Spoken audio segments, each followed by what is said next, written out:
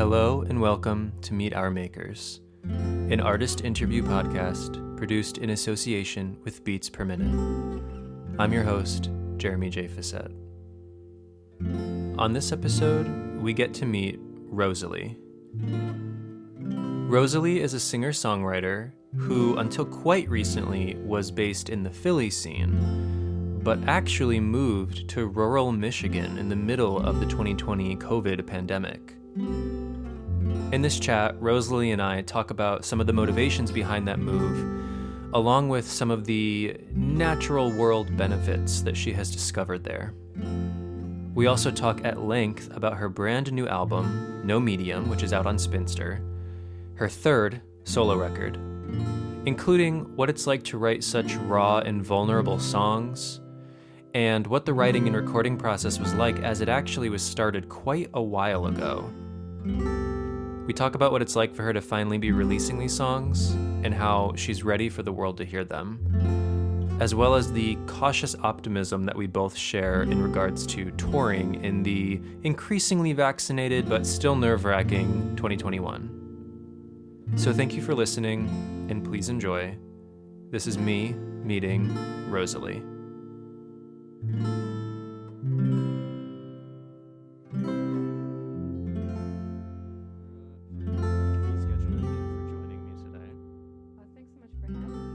Of course. How are you? How have you been doing? I'm doing all right. It's a very strange time. Mm-hmm.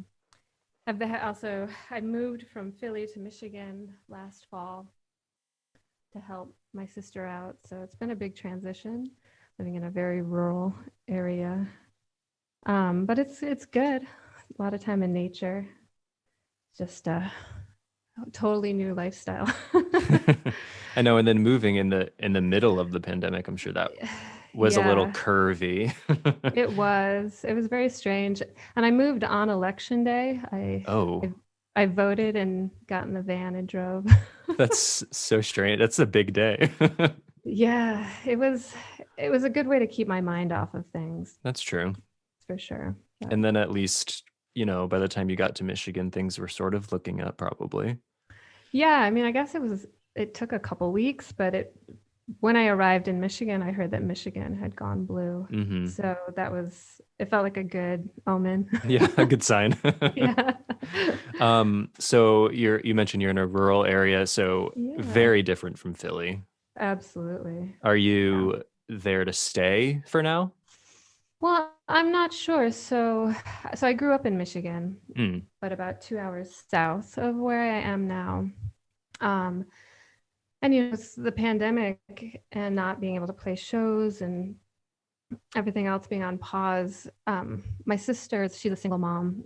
One of my sisters. I have many. I'm one of 7. Oh wow. Kids, but one of my older sisters, she's a single mom, and her son Artil is wonderful, but he has autism and some chronic health problems. So just feel like a good time to help her out, and it kind of helped me out too, just to reset from Philly's, and I love Philly, but it's also being in an urban setting for so long. It kind of you kind of start to build up these walls, and so it's been difficult. I would definitely say it's been difficult, the transition, but it's also been really beautiful in a lot of ways too. Yeah, I feel like I've noticed that happening sort of a lot these past few years. A lot of artists, whether it be musicians or otherwise, have been sort of relocating out of the urban locations and going into more sparse locations. I don't know. I think there's something about like you say, kind of, the natural world, kind of reconnecting with nature, or maybe just like seeking something quieter, emotionally and literally. Yeah, I can feel it like on this. Yeah, so I got a puppy a few months ago, just to complicate everything. So I'm walking all the time with her, and I'm in the woods, and just in a new way, like it's like on a cellular level, I can feel myself relaxing. Yeah. Kind of untangling maybe just the low key, like buried stress that you kind of just carry being in a an urban setting. I can just feel it on this very subtle level, but um it's definitely, the change is noticeable. Hmm. I think in other people too. Yeah, Like other people probably. notice it in me. So Like, oh, you're so much calmer now. yeah, like, oh, you just seem light and free. And I'm like, well, it's kind of weird because there's a lot of stressful things happening to feel that way, but Mm-hmm. it is true. I mean, I think nature is incredibly healing. And I I, I advocate that everyone have to access to to move to it. rural Michigan. I Yeah. mean, it is kind of, you moved in the middle of a pandemic, which is a Yeah. stressful thing on top of a stressful thing, but at the same time, there's almost like what better time to kind of find a quieter place, Yeah. you know? Absolutely. There's no, uh, yeah, that, I spent the better part, March through November just hanging out in my room, more or less. Really walked around the streets a lot, but just kind of that idleness, and at least here it feels well, and being helpful to family, and uh yeah, if, in a way it is a gift to kind of not have the obligations of, you know playing shows, and Mm-hmm. just working. I work like three part-time jobs to be able to support the music. And Mm. um yeah, this I definitely wouldn't have made this choice, um probably, if this the pandemic hadn't happened. So Yeah. But maybe it's sort of ultimately ended up being a good move then. yeah, I think so. Mm. And for now, yeah, it feels like the right thing. I don't know if I'll stay um forever. Well, forever's a long time. Yeah, it is. I'm not, yeah, not one to kind of make long-term visionary plans, I guess. Mhm. Just, but yeah, for now I'm here. Well, we should mention you have a new record coming out too. So, in all this Yes. upheaval and all this changing around, you actually are coming out with a record, Hmm. No Medium, which is out on May 7th. I'm saying that because I don't exactly know if this will be up before or after, but if it's after Yeah. and you're listening to this, then maybe you've heard it already, or maybe you can go hear Yeah. it now. So that comes out on May 7th on Spinster Sounds. I think I read that you actually wrote the bulk of this record quite a while ago. Hmm. Um, I think I read that you actually wrote most of it in 2019, which is quite Hmm. pre-pandemic. So, did you Yeah. record it a long time ago, or did you record a long time ago, or did you just kind of hold off on those songs? I recorded it in the November of 2019. Okay. So yeah, I wrote most of it in the beginning of 2019. I was supposed to do a tour in the UK with Jay Mascis in January. Then it got pushed back to May, kind of last minute. Um, so I was kind of, I made all this time in my schedule in January. So a friend in South Carolina had a house that they rent out really cheap to artists. So I went down there for 2 weeks, and that's when I wrote, or kind of wrote some new ones and put form to ones that I'd been working on. Um, but I hadn't really decided who I wanted to record with or how that was going to shake out. But definitely went there just focused to write, get lyrics out, melodies, and Hmm.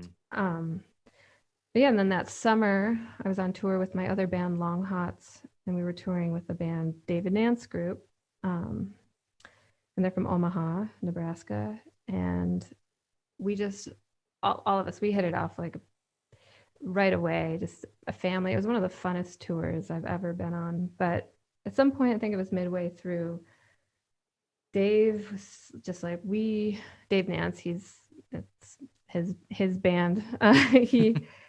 He was like, we want to be your backing band, for your next Rosali record. And I was honored. If anyone gets a chance to see these guys or listen to their record, they're just an incredible live band, and they make great records. So I was I said, okay, let's do it. So then I went out there in Omaha in, November 2019. We recorded it in 10 days and in a basement. Jim Schroeder, he engineered it. He's just got this very minimal but smart setup. And yeah, it was with the idea that it was probably like, oh, it'll come out sometime in 2020. Yeah.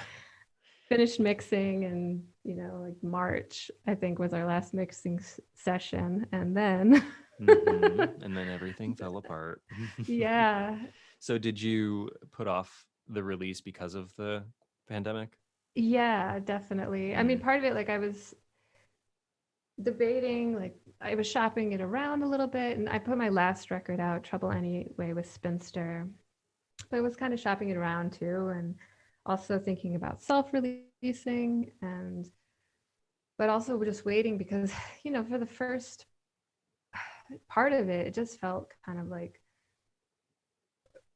it was paralyzing in a way. You don't want to. It felt very wrong or weird to self-promote. Just kind of the energy and enthusiasm that would maybe be there. It felt like a necessary pause, just kind of like, well, I'm gonna hold back. It didn't feel like the right time for it either, just kind of the energy that the record has. So yeah, I kind of wait, like even to get it to Spinster, when I finally talked to them, I don't think I had really sent them the record till the summer of 2020. And so then we just were like, okay, well, I think by next spring it'll be a good time to release it. But yeah, it was definitely on pause because of COVID. And I assume because things are starting to get better that you can at least have like a vague idea of touring it now. Yeah, and it's hard because I talked to a lot of friends who, like, I've seen tours start to get booked and planned, and it's a strange mix of like optimism and excitement for that, but also, the pandemic is not over. No, of course not. Also, we see in Michigan, like, our cases are spiking. Mm. And I'm getting my vaccination appointments next week. That's good. But yeah, it's a little bit, I'm tentative. I want to, like, I miss touring so much. And I was especially excited to tour this record with that band, with the Nance guys.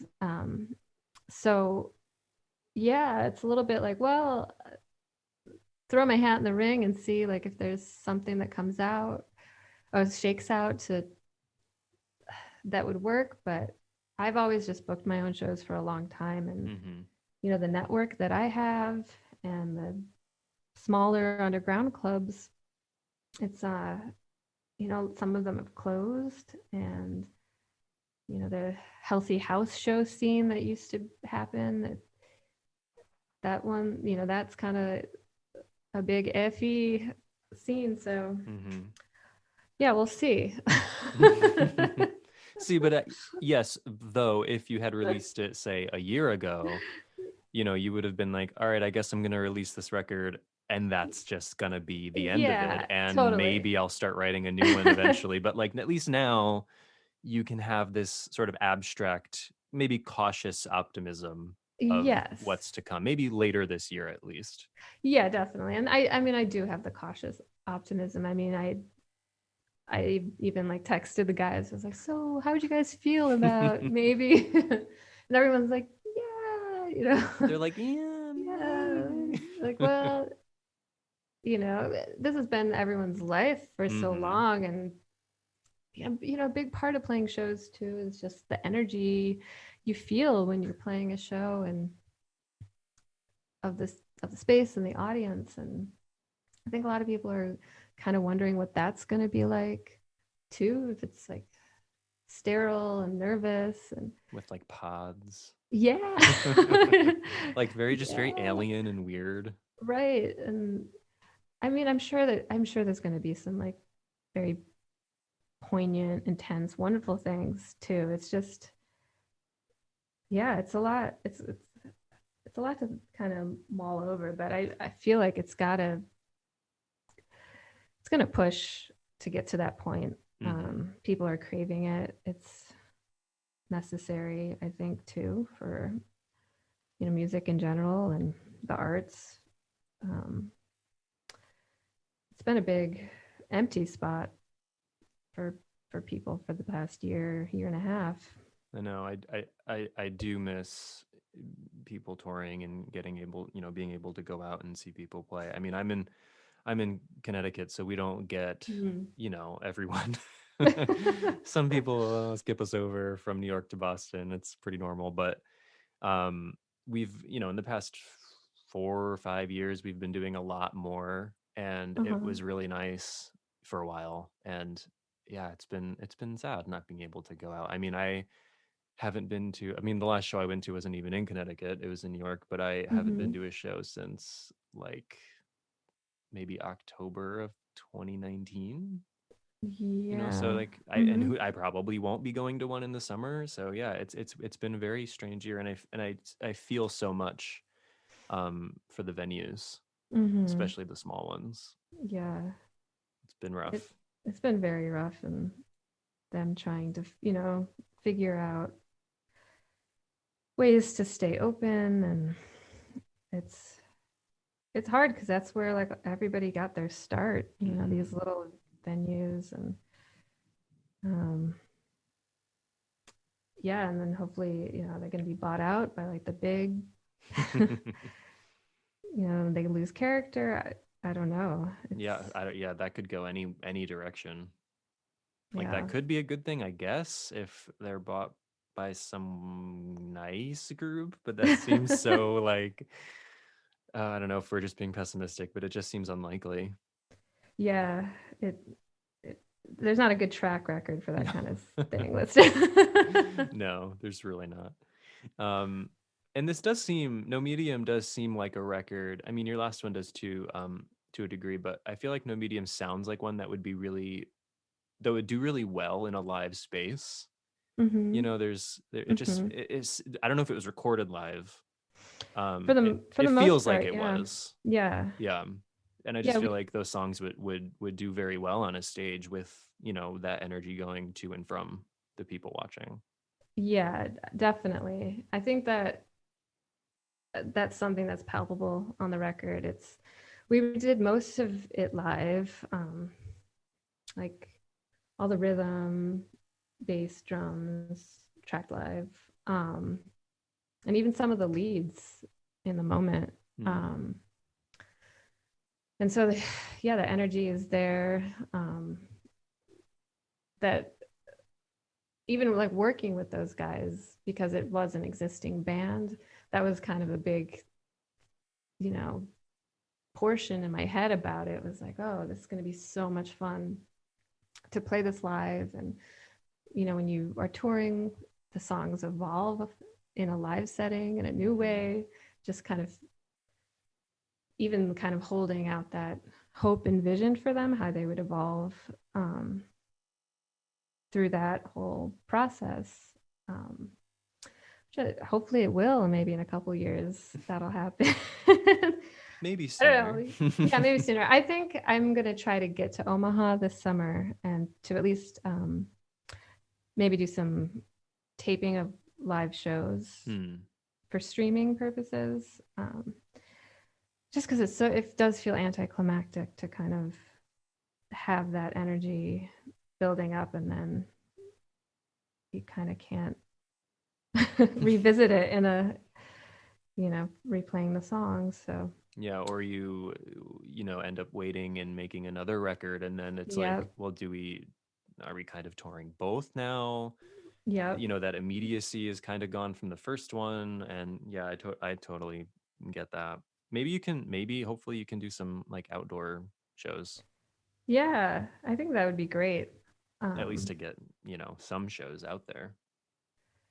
Yeah, we used to joke, Long Hots, my other band, we used to talk about just like converting a van into basically like you could open the doors and there's speakers and just roll out and play in a field.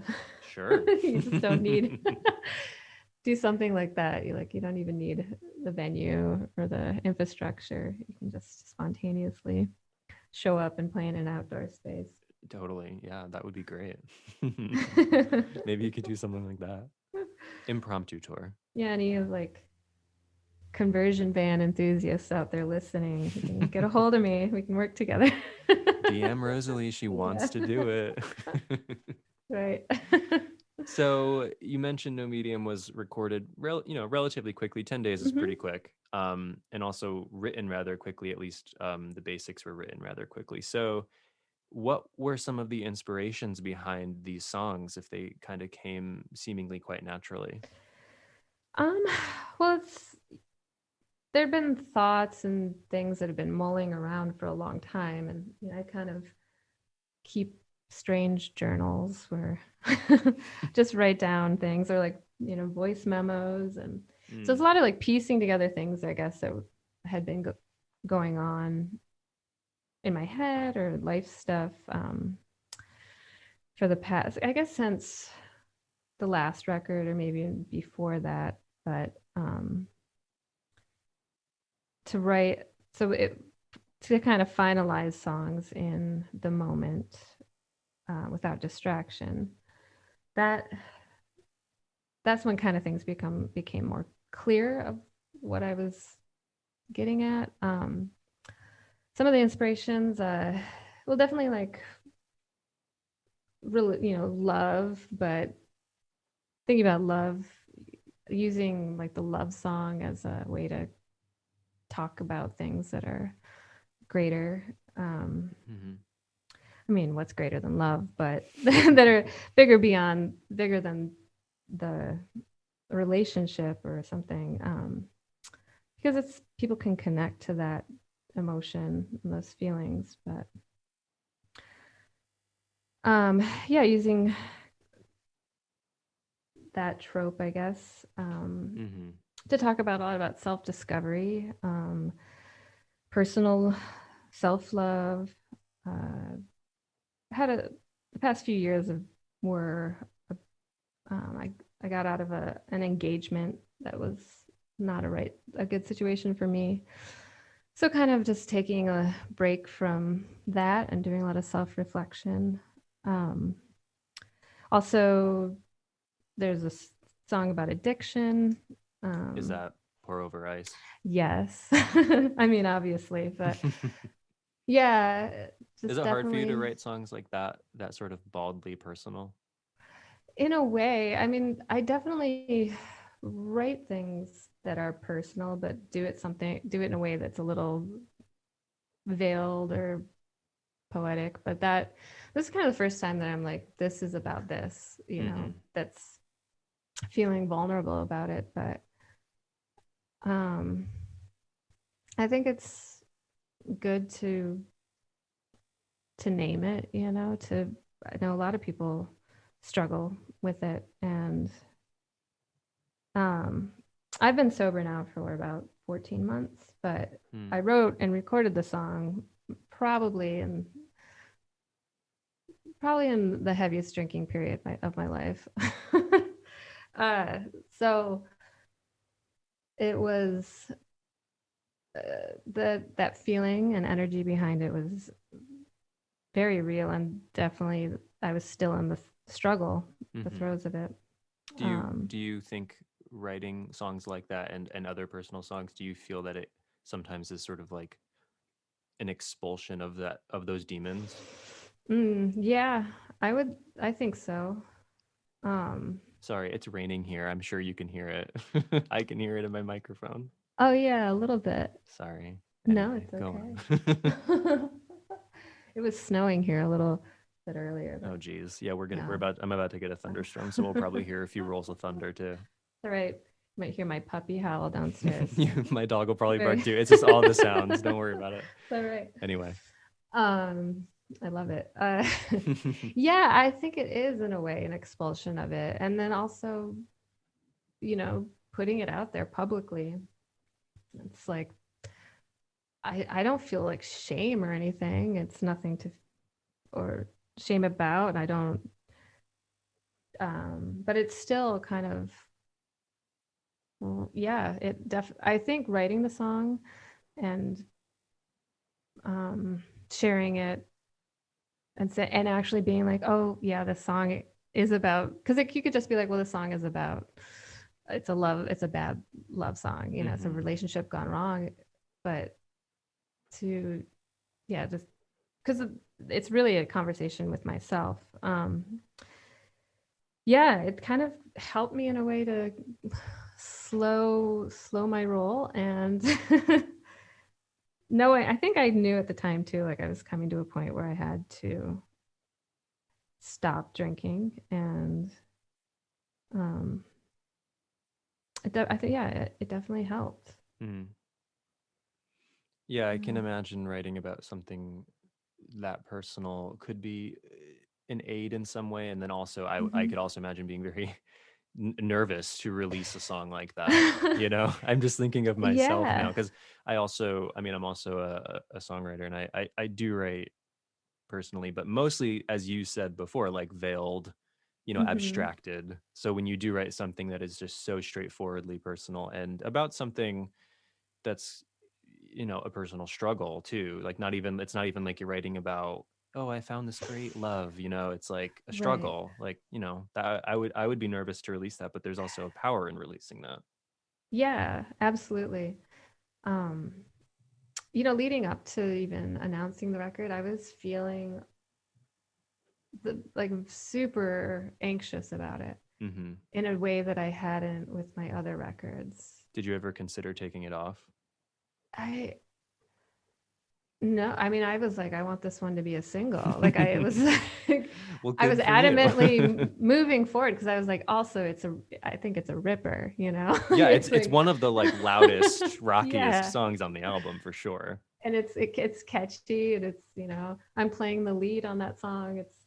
So it just feels like I I was like, well, I'm really proud of this song. I'm stoked about it. And I think it was just like the whole record is very personal, Hmm. and it's raw, it's lusty, it's like, it's pretty and direct, I feel. And so I think I was feeling like anxiety over that, the whole Hmm. thing. And um there's something about, I think, being so open, and I don't know, using the word vulnerable sometimes feels, it's just been, I don't know, overused in a way that don't, because I find power in that for Yeah. sure. But Raw, maybe. yeah, definitely raw. Like, Straightforward. I don't know. Yeah. yeah, like, oh, is this corny? Is this or like, am I yeah, how, you know, the other end of like, how is it going to be received, which is not something that I go into when I'm making the music, Hmm. that I think about. But then when it's like, okay, you're kind of just handing off your child into the Hmm. world, and you're like, okay, now what? That, yeah, the weeks leading up, I was feeling like shaky and totally having like weird anxiety panic attacks. But then once it was actually out, it was like total total joy and lightness. It was a very strange, um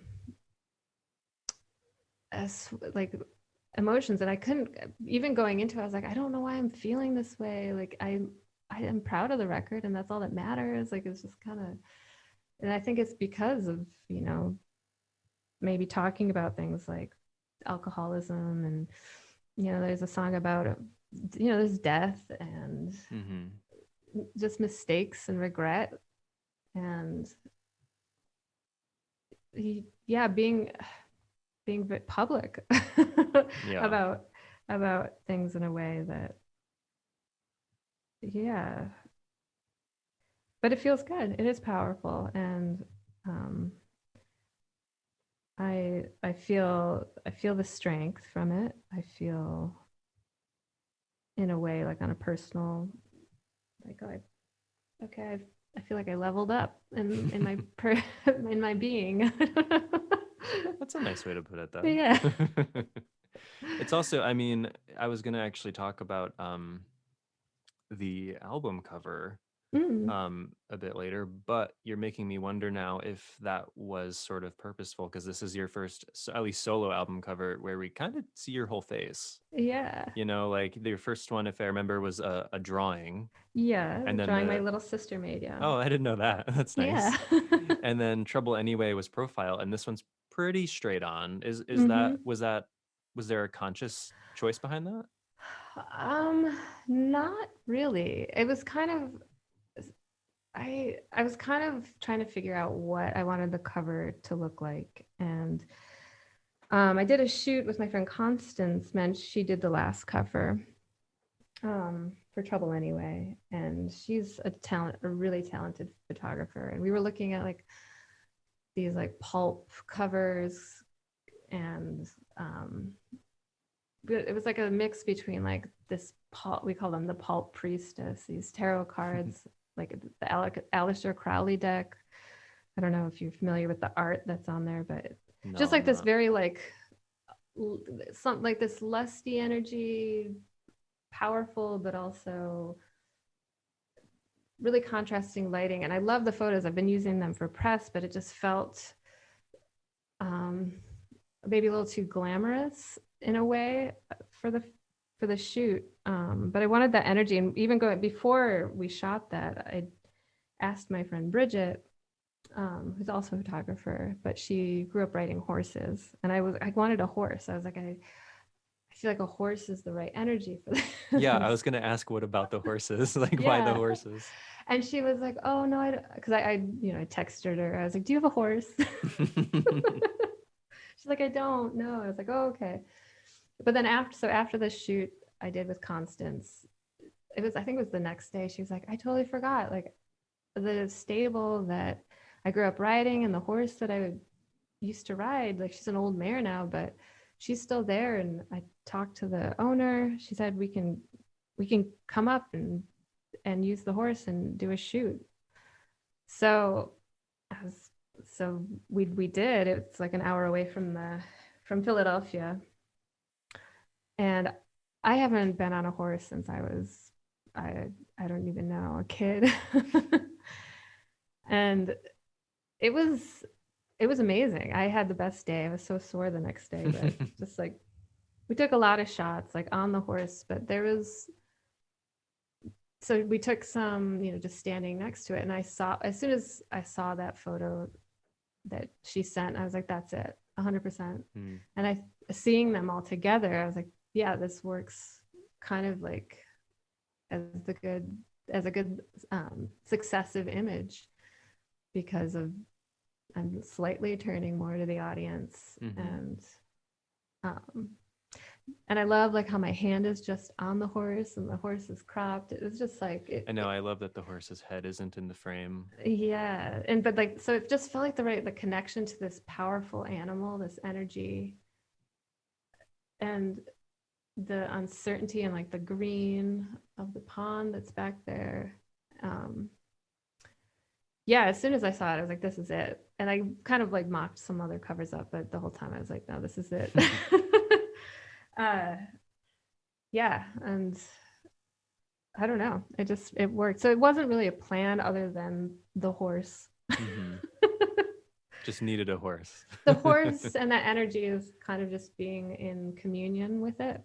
Well, horses also, I mean, they're so strong, but they're also very soft and kind of Mm-hmm. graceful. Almost like they are unaware of this immense power that they have. Yes, So I feel like that I could see how that sort of goes along with maybe some of your vibes that you were trying to get across on this record. definitely.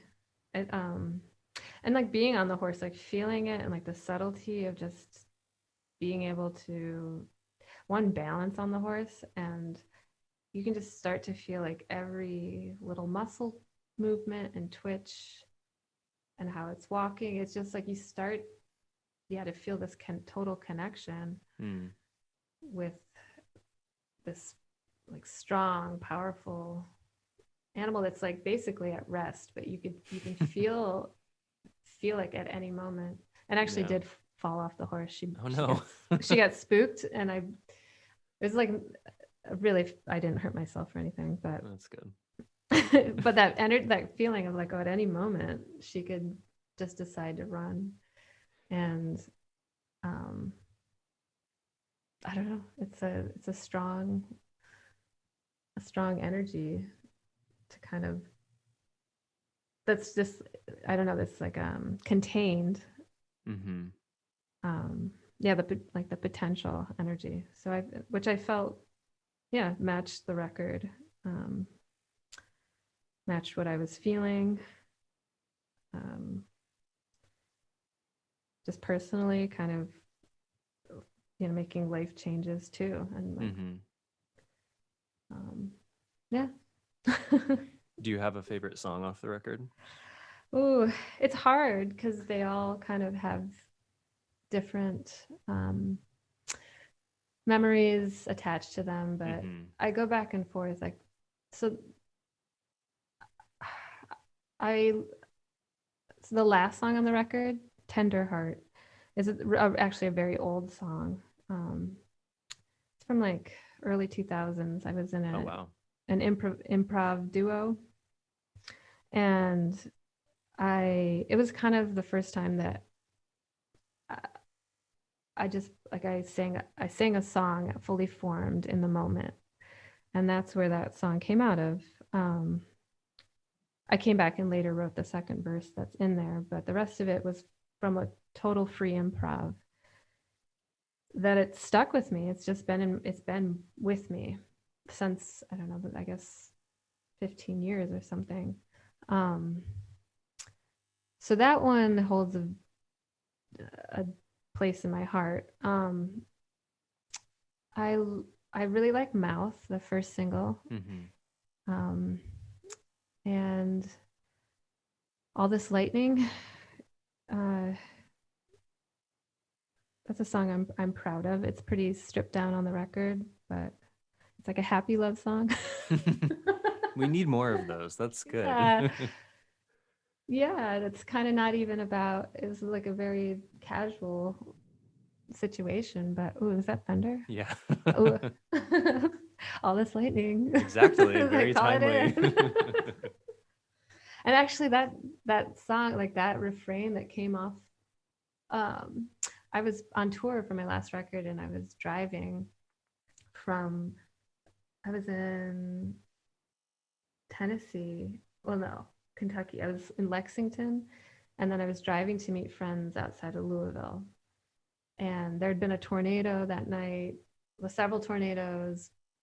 So I was driving across the mountains, and like this, I've never seen lightning like this. It was just like everywhere. Just there's down like heavy rain. This lightning was just zipping across the sky, and I tuned into like a garage rock station, and it was so thrilling that I just felt like I wasn't scared at all, even though it was, dangerous Mm-hmm. drive and situation. It was this feeling of like, oh, this lightning ain't frightening to me, and thinking about, when you have like a strong connection with somebody, it almost feels that way. Like there's like energy and this lightning you feel between yourself and another person, and it's exciting. It's not nothing to be afraid of. Mm-hmm. So yeah, that one's up there. And then I also go back to like Whisper a lot. That one I love. Just So love. even though this is quite a band record, could you play? I'm assuming you could play all of these songs solo. Yeah, I They think start that way. so. Yeah, I mean, I wrote them all just like on Mm-hmm. me and a guitar. Um, yeah, and I've mostly done solo touring, just doing like local shows with band, because I tend to like have a big band, put all these people together. It's just never been financially feasible for me to tour a big band. Mm-hmm. But yeah, I could. They just, I think, inevitably sound and feel different. But I mean, I don't think that's a problem. It just, No, no. um, yeah, they tend to be more stripped down. And you mentioned before when we were talking about Pour Over Ice that it's sort of this like barn burner kind of rock song. Mm-hmm. There are a couple, it's kind of like the album has like two modes almost. Like there's sort of the more angular, rocky songs like that one or Bones. Um, Mm-hmm. and then there are the more stripped back songs like All This Lightning or Your Shadow or The Closer. Mm-hmm. Um, is there a mode or like a vibe that you're more or less comfortable with, or do you enjoy kind of existing, like coexisting in those two worlds? I I enjoy coexisting in them. Mm. For I guess like as a guitarist, like I like to shred. I like I like loud music. I and for that kind of catharsis or um I don't yeah, but as a singer, it's always been harder for me to sing in a loud way. Hmm. Like I've always just been like kind of a slow, you know, tonal singer. And so pushing that was a challenge for me in a bit of a way, just because I'm like I start to feel like I don't have control over my voice, but that's the whole point. Sure. You're like, yeah, let loose. Um, so yeah, I definitely like being in both, and I mean, and that's kind of like a reference to the title of the record. No, I was going to ask about that, yeah. what that title means to you. Well, it means a lot of things, but I got it from I was reading Jane Eyre, Hmm. um, which I'd never read before, and so that was last fall. And there's a quote in there, and it's like, oh, I know no medium, and it's basically she's talking about her interactions with different people. Like it's like either passive or takes over. But the idea of like not I personally like having no medium, like, oh yeah, I feel that. I I don't I'm either all or nothing. I drink too much or I'm sober. Like Hmm. I I love intensely or I go totally secluded hermit and uh just kind of feeling that. And the same with the music that's there. There's this quiet gentleness, and then there's this raging uh yeah, barn burner is a great, this fiery energy. Hmm. Yeah, and then also I liked, that medium can also mean a psychic, Oh, that's and true. like or so there's no seeing into the future, and there's also a medium being, the materials that you work with to Hmm. create art or express yourself. I never thought about how multifaceted Yeah, that it word is. is. It means a lot. And also my last name is Middleman, which Okay, that's like kind of close. so that's just like on a little bit of a funny, the I don't know, You little almost could have called it like no middle, no middle, yeah. no medium. But I Although like my medium. I'm an English teacher, so my English teacher heart is very happy that it's a Jane Eyre quote. That's a nice Yes. touch. Oh, it's such a good book. I was like a little ashamed it took me, I'm in my 30s. Like, It's oh, nice this when is there's a classic by a woman. There's not yeah, that many that we not read in that schools many. and stuff. No, and So it's nice. And it's it's actually good. it's so good. Recommend it to anyone who hasn't read it. But what was funny is so Emily Hillard, who's one of my label moms, I call them. She's her and Sally. I have Spinster, and so we'd been talking about the record. I was like, oh, I'm calling it No Medium. And then I think it was a week later, she's like, oh, I'm reading Jane Eyre. And she's like, no medium in Jane Eyre. And I was like, this is crazy. I just finished Jane Eyre, and that's where I got it from. Kind of the kismet of Right. kind of both of us reading it vaguely at the same time, and that she caught it. So yeah, That's it's a funny. great book.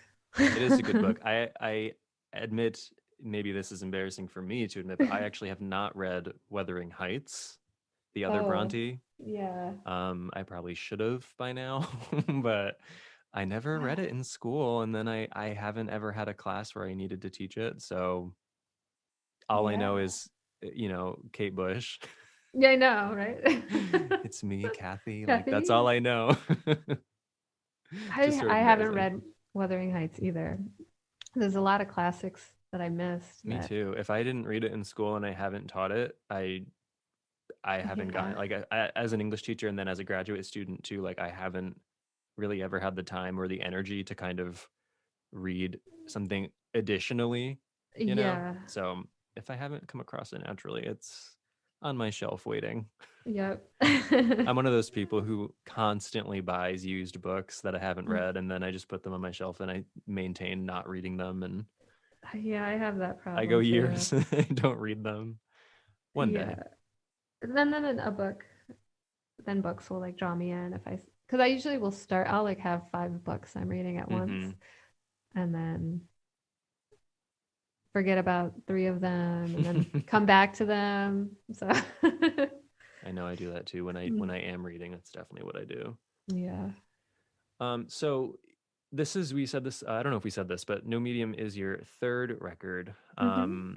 Your first one came out back in 2016, and that was so you've been formally releasing at least solo Rosali records for 5 years now. Hmm. Um, I'm wondering what is different for you now versus when you were starting with Out of Love, and how do you feel now about those earlier songs? Hmm. Good question. Um, well, what's different? A lot of things are different. I am older and wiser. Check. uh, yeah, I think maybe from an artistic perspective, it's like, so when those songs for Out of Love, I'd been writing a lot of those for years. And I, my like public music making was experimental music. And I just kind of was quietly keeping the fact that I was writing songs to myself, but it was just something I was doing. Um, and then I got to a point where I felt like the pressure had built, and I was like, I have to release these songs because I just felt like this intense stagnation where you have this work you're creating, and then it's got to like come out. It's got to be the release valve and then move on. It kind of feels like they feel like growth stages in a way. Hmm. Um, so those songs are like a collection of like, yeah, written from, I don't even know when I started, but a long time. Um, so even by the time I kind of recorded them, they were just old friends. And I still, they're, I love a lot of the songs. Some of them I've forgotten how to play, but That's natural. it's because I feel like a little, like, oh, I don't know if this is one I really would ever play live kind of feeling, but some of them I still play for sure.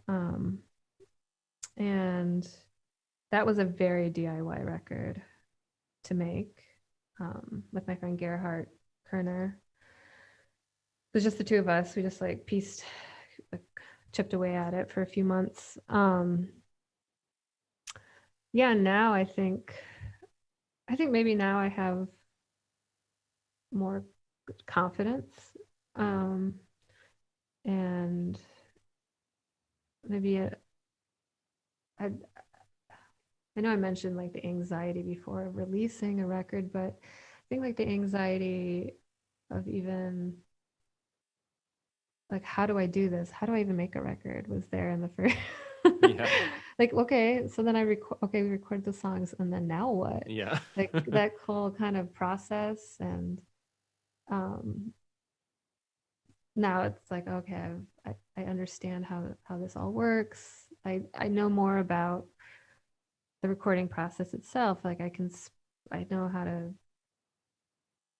hold my own, and talking with people I'm working with and making, not that this really happened with Gerhard or anything, but just like, speaking your minds, and which is sometimes hard for women in music, like to be taken seriously, and like, oh, this is what I want to do, and no, we're not going to do that, and just feeling very comfortable, and trusting my instincts and my gut with it.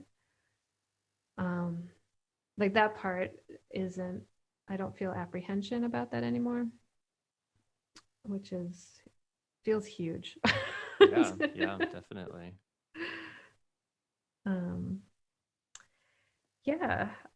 And I don't know. I think a big change for me too was, I don't know if you're familiar with, I've mentioned Long Hots a couple times, but as a rock trio I had in Philly, with my friends Eva Killinger, who was in the band Space In, and Catherine Littman, who was in a band called Hothead. And we, Eva and I became roommates after both of our like relationships dissolving, and kind of started this cathartic band, but that was very heavy rock and roll, boogie, garage rock, Velvet Underground kind of vibe, and playing in. So that was formed, I guess, in 2000. Was it 2017? Maybe. It's when I moved in with you, but I think around that time. What is it? Timelines are so weird. I can't even keep track of. Especially now. I know. A few years ago. But so playing in that context and in that way of, it's very high energy. Like I didn't sing at all in the band other than a little bit of harmonies. But so just kind of like being noisy and ecstatic, really like changed my approach to a lot of things in my life. That band really saved my life in a lot of ways, just out of like depression. And so that, like, being in that setting going into this record with no medium was definitely, I had this new kind of whole new like attitude and arsenal about what I could do, who I was. And a lot of people just thought I like, oh, she's a folk musician. And I never identified as that. Not that I have anything against folk. Like I grew up heavily immersed in folk music. Both my parents are musicians, and I mean that's definitely a formative thing. But I'm like, oh, I play pop music. I don't know, shoegaze, like it's a psychedelic country shoegaze is kind of more like. But and so I think maybe the public, like how I was perceived, started to change a little bit too, and that helped me come out of, I wouldn't say a shell, but just kind of own it, own all these aspects of myself, and I don't try to make music for any specific genre.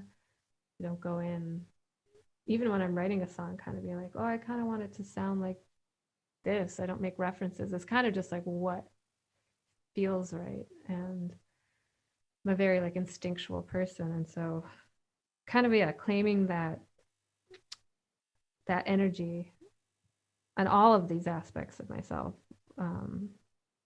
able to channel it into this record. And is this the most confident you've felt about a record yet? I think so. Yeah. I mean, I felt really confident about. Oh, yeah. What kind of? What kind of dog do you have? Standard poodle. Oh. Yeah, there's nothing here. I don't know what she's barking at. The thunder, maybe.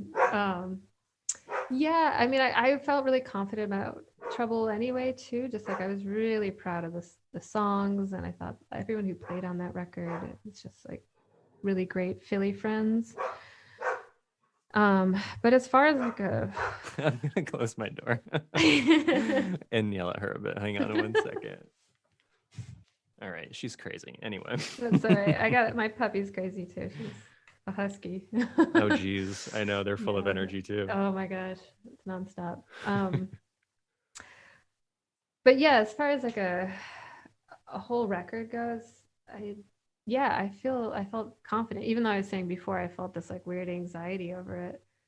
But maybe it is just because it feels like a departure. It feels, or a new version of myself. Um, that okay, now it's out there in the world to be picked apart. Let's see. uh, but yeah, and I think also partly because the making of the record was a very like it felt like a family affair with those guys, so it was kind of like easy to make. It felt very natural,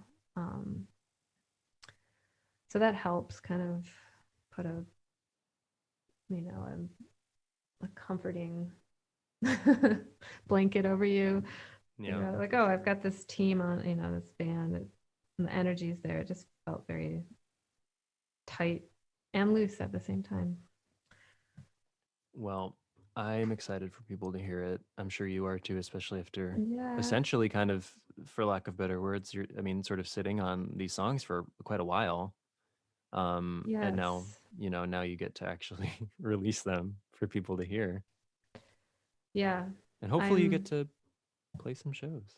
I hope so. It's my goal. I think it'll happen, even if it's a little bit down the line. Yeah. I mean, it will. It's just, it's a matter of when and exactly what it will look like. Yeah. Don't want to be the guinea pig for the I know. There's people booking shows like so soon, and I'm like, I don't know, guys. I know. I mean, I get it if it's outdoor. Sure.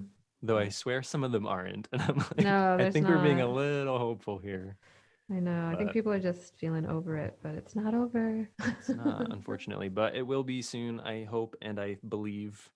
Yeah. And then you'll get to tour this record. I mean, you wrote these songs not too long after Trouble Anyway came out. Are you a quick writer? Are you a prolific sort of writer? Kind of. It's like I already have like a ton of songs. Yeah, that was kind of where I was going. But they're not there yet, It's like I'm sure a lot of people, musicians, I like a voice memo it to my phone. So I have like tons of riffs and songs, but then they're just like I haven't spent the time yet to be like, okay, here it is. So I'm usually like really messy and slow leading up, like kind of amassing a library for, material and ideas. And then I usually have to like have a deadline. So like, okay, let's piece them all together. Yeah. And then I'm like, okay, I'll finish this. Because even for this last record, I was sending the guys like, oh, here's my demo, but the demo is me just kind of mumbling things over the guitar parts, and like some of the songs didn't have finished lyrics, but yeah, they're like, we're gonna need more. Yeah, so on the plane flying to Omaha, I was like just listening back to all my takes and kind of like, okay, all right, here's the song, like lyrics done, like finishing it quickly then, but. Well, you can kind of go with instinct in that way too. Yeah, exactly. Yeah. Well, thank you very much, Rosalie. Oh, thank you so much for talking to me today through all the noise. Oh, it's great. It was such a pleasure. It was such a pleasure. No Medium is out May 7th. Perhaps it's already out in this future world. I'm not sure, but hopefully if it is, people will go listen to it. And I'm so glad I got to talk to you about it today. Yeah, I'm so glad. Yeah, we got to chat about it. I really appreciate it. Yeah, me too. Thank you very much. It's been a pleasure speaking with you. Thank you. Have a good rest of your day. Yeah, you too. Thanks. Bye.